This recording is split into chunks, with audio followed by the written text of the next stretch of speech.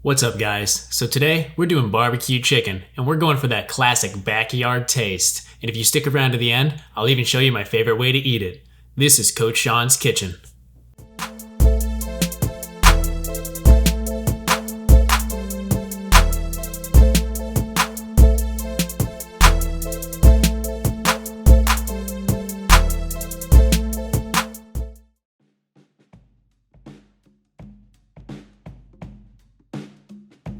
So to kick off our barbecue chicken, we're gonna create a marinade.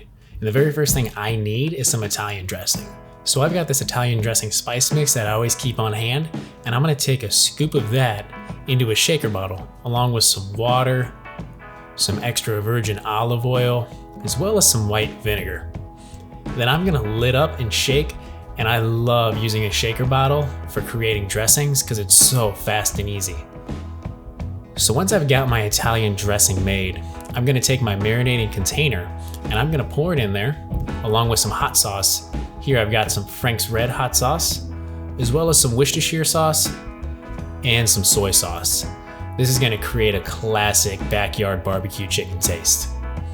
So once that's all mixed up and incorporated, I'm gonna go ahead and add my chicken thighs. Now, if you didn't watch my last video, I went out and I bought one of those 10-pound packs from Costco, and I showed you what you could do with the skins, the bones, and how to trim up these chicken thighs. So if you wanna watch that, I'll throw the link below. So I'm gonna marinate that overnight, and the next day when I'm ready to barbecue them, I'll take them out and I'm gonna put them on one of these racks to drain. I don't want too much liquid on there because I'm gonna combat it with a little bit more spice. So this is the same spice mix that I used in my Memphis ribs episode. It's great for an all-purpose barbecue.